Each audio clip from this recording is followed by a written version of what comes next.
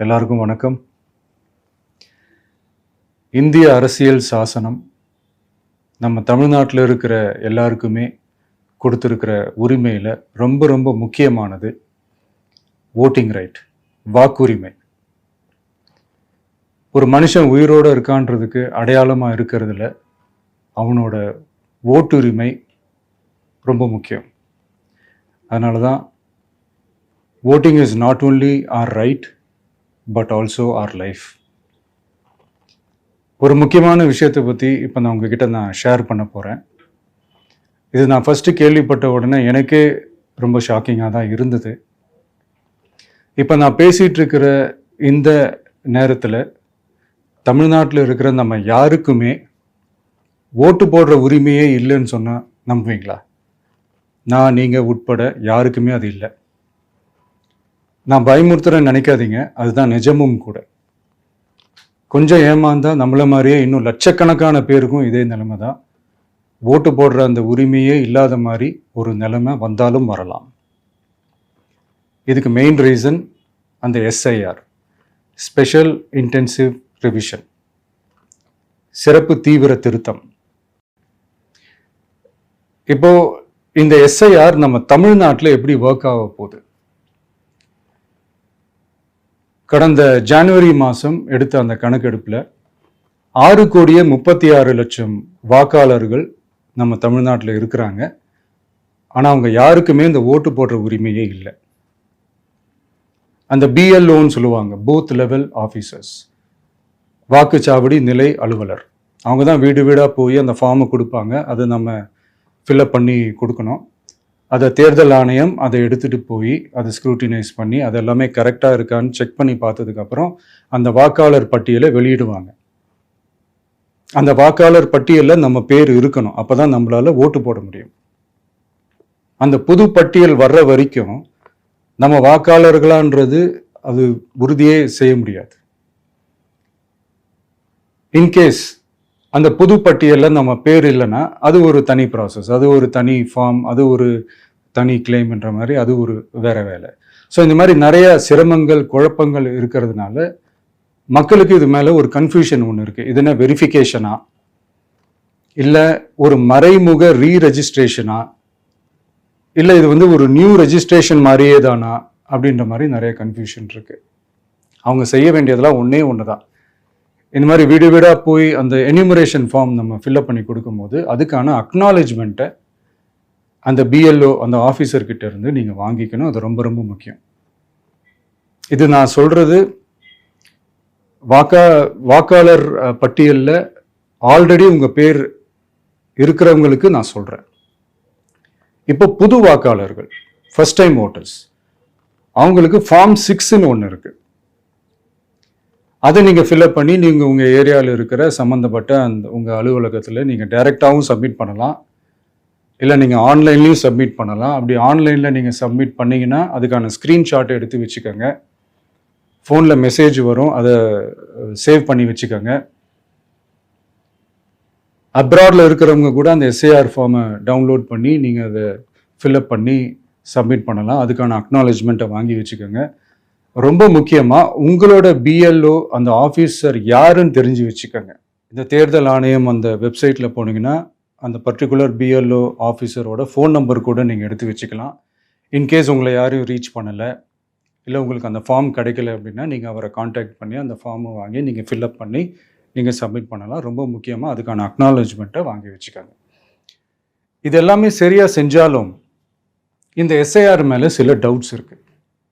அது என்னென்னா, இந்த 6,36,00,000 வாக்காளர்களுக்கு ஒருத்தர் விடாமல் இந்த ஒரே மாதத்துக்குள்ளே எப்படி எல்லாருக்குமே அந்த ஃபார்ம் போய் ரீச் ஆகும்? ஒன்று. ரெண்டாவது, நீங்கள் வரும்போது வீட்டை பூட்டிட்டு வேலைக்கு போயிட்டு என்ன பண்ணுறது?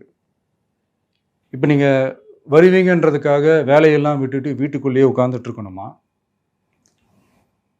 ஸோ இதில் மெயினாக பாதிக்கப்பட போகிறது உழைக்கிற மக்கள், ஏழைகள், வேலைக்கு போகிற பெண்கள். இவங்களுக்கு யார் கரெக்டான அந்த பதில் சொல்ல போகிறது? ஒரு நியாயமான எஸ்ஐஆர்னா என்ன நடக்கணும்? இப்போது இறந்து போனவங்களை மார்க் பண்ணி அதுலேருந்து டெலீட் பண்ணணும். இப்போ போலி வாக்காளர்கள் இருந்தாங்கன்னா அவங்கள மார்க் பண்ணி டெலீட் பண்ணணும். இப்போ ஆல்ரெடி ஓட்டு இருக்கிறவங்களுக்கு எதுக்கு இந்த ரெஜிஸ்ட்ரேஷன் என்ற பேரில் இவ்வளவு குழப்பங்கள் அப்படின்றதான் எங்கள் கேள்வி. இப்போ புதுசாக வர வாக்காளர்களையோ இல்லை ஓட்டு இல்லாதவங்களையோ சேர்த்தா பத்தாதா? இப்போ ரீசெண்டாக நடந்த இப்போ எலெக்ஷன் 2021, 24 எப்படி எல்லாருமே ஓட்டு போட்டோம்? அதில் ஓட்டு போட்டவங்க கூட இப்போ புதுசாக ரெஜிஸ்டர் பண்ணணும்னா அது ஏன் அந்த கன்ஃபியூஷன் அப்படின்றதான் நாங்கள் கேட்குறோம். அதனால தான் நாங்கள் எஸ்ஐஆரை எதிர்க்கிறோம். இப்போ புதுசாக சில கம்ப்ளைண்ட்ஸ்லாம் வர ஆரம்பிக்குது. அது என்னன்னா முக்கியமாக நம்மளுடைய டிவிகே தோழர்களுக்கு அந்த ஃபார்ம் கிடைக்க மாட்டேங்குது, கொடுக்க மாட்டேன்றாங்க அப்படின்ற சில கம்ப்ளைண்ட்ஸ். இது யார் பண்ணுறாங்க அப்படின்றது நான் தான் சொல்லி தெரிய வேணும்னு ஒன்றும் அவசியம் இல்லை உங்களுக்கு. இப்போ இருக்கிற ஆட்சியாளர்கள் அவங்களுக்கு கைப்பாவையாக இருக்கக்கூடிய சில பேர் வந்து இதை செய்ய ஸ்டார்ட் பண்ணியிருக்கிறாங்க. அதனால் மைடியர் வர்ச்சுவல் வாரியர்ஸ், இதை வந்து சாதாரணமாக எடுத்துக்காதீங்க. இது எல்லாருக்குமே அந்த ஃபார்ம் போய் ரீச் ஆகணும். இதில் ரொம்ப உறுதியாக இருங்க. அதையும் மீறி உங்களுக்கு அந்த ஃபார்ம் கிடைக்கலன்னா இருக்கவே இருக்கும் ஆன்லைன். தேர்தல் ஆணையம் அந்த வெப்சைட்டில் போய் அந்த ஃபார்மை டவுன்லோட் பண்ணி நீங்கள் ஃபில்அப் பண்ணி சப்மிட் பண்ணலாம். உங்கள் வீட்டில் இருக்கிறவங்களுக்கு நீங்கள் செஞ்சு கொடுங்க, பக்கத்து வீட்டில் இருக்கிறவங்களுக்கு செஞ்சு கொடுங்க, தெரிஞ்சவங்களுக்கு, தெரியாதவங்களுக்கு, பழகினவங்களுக்கு, பழகாதவங்களுக்கு எல்லாருக்குமே நீங்கள் தயவு செஞ்சு கொடுங்க. அண்ட் ரொம்ப முக்கியமாக நம்ம ஜென்சி கிட்ஸ், நம்ம ஃபஸ்ட் டைம் ஓட்டர்ஸ், நம்ம புது வாக்காளர்கள், நம்ம நண்பா நண்பிகள், அவங்க ரொம்ப கேர்ஃபுல்லாக இருக்கணும். நான் ஆல்ரெடி சொன்ன மாதிரி உங்களுக்கான ஃபார்ம், அந்த ஃபார்ம் நம்பர் 6, அதை கரெக்டான டீட்டெயில்ஸோட கரெக்டான உங்கள் டாக்குமெண்ட்ஸை வச்சு அதை சப்மிட் பண்ணுங்கள். ஏன்னா வரப்போகிற தேர்தலில் நீங்கள் தான், அந்த ஜென்சி வாக்காளர்கள் தான் மிக முக்கியமான ஒரு ஃபோர்ஸ் அப்படின்றது எல்லாருக்குமே தெரிஞ்ச ஒரு விஷயம். அதனால் உங்களை டிஸ்டர்ப் பண்ணுறதுக்கு, உங்கள் பேரை அதில் இன்க்ளூட் பண்ணாமல் செய்கிறதுக்கு என்னென்ன வேலைகள் செய்யணுமோ, என்னென்ன தில்லுமுள்ளு வேலைகள் செய்யணுமோ எல்லாமே அவங்க செய்வாங்க. இது நமக்கு எல்லா திசையிலையும் எல்லா பிரச்சனைகள் கொடுத்துட்டு தானே இருக்கிறாங்க. அது டிஃபால்ட்டாக நடந்துட்டு தான் இருக்கும், அது ஒன்றும் பண்ண முடியாது. ஸோ அந்த மாதிரி ஓட்டு போடுற விஷயத்துலையும் அவங்க என்ன உத்தரமராக மாறவா போகிறாங்க? நான் சில மீட்டிங்ஸ்லலாம் ரிப்பீட்டடாக ஒரு விஷயம் நான் சொல்கிறேன்ல, 2 பேருக்கு நடுவில் தான் போட்டி அப்படின்ட்டு. அது மேடைக்கு மேடை அவங்க அதை ப்ரூவ் பண்ணிகிட்டு இருக்கிறாங்க. அதனால் தோழர்களே, வரப்போகிற தேர்தலில் நம்ம யாருன்னு காட்டணும், நம்ம பலம் என்னன்னு காட்டணும். அதுக்காக அந்த பலமான, அந்த பவர்ஃபுல்லான ஆயுதத்தை நம்ம கையில் எடுக்கணும். அந்த ஆயுதம் வேறு எதுவுமே இல்லை, ஓட்டு, வாக்கு, ஜனநாயகம். அது இருந்தால் தான் நம்ம அந்த வெற்றியை நோக்கியே நம்மளால் பயணிக்க முடியும். தமிழ்நாடே அந்த வாக்குச்சாவடி முன்னாடி திரண்டு நிற்கணும். அதை பார்த்துட்டு தமிழ்நாடே தமிழக வெற்றி கழகமா இல்லை தமிழக வெற்றி கழகம் தான் தமிழ்நாடா அப்படின்ற மாதிரி இருக்கணும். வீடுன்னு ஒன்று இருந்தால் தான் ஓடு மாற்ற முடியும்னு அறிஞர் அண்ணா அவர்கள் சொல்லியிருக்கிறாங்க. அந்த மாதிரி ஓட்டுன்னு ஒன்று இருந்தால் தான் இந்த நாட்டையே காப்பாற்ற முடியும். அப்புறம் இன்னொரு முக்கியமான விஷயம், அந்த எனிமரேஷன் ஃபார்ம் நீங்கள் ஆன்லைனில் நீங்கள் ஃபில்அப் பண்ணும்போது அதில் ஒரு சில ப்ராப்ளம்ஸ் வர்றதுக்கு வாய்ப்பு இருக்குது. அது உங்களுடைய ஓட்டர் ஐடியில் இருக்கிற உங்கள் பேரும் ஆதார் கார்டில் இருக்கிற பேரும் அந்த ஸ்பெல்லிங், இனிஷியல்ஸ் எல்லாமே ஒரே மாதிரி இருந்தால் தான் அது அக்செப்ட் ஆகும், இல்லைன்னா அக்செப்ட் ஆகாது. அது கொஞ்சம் கேர்ஃபுல்லாக பண்ணுங்கள். அது கொஞ்சம் யூசர் ஃப்ரெண்ட்லியாக இருக்கலாமேன்னு கேட்டதுக்கு அதெல்லாம் முடியாது, அதுக்கெல்லாம் வாய்ப்பு இல்லை, அதுக்கெல்லாம் ஆளுங்க இல்லை, பண்ண முடியாதுன்னு ரிப்ளை பண்ணிட்டாங்க.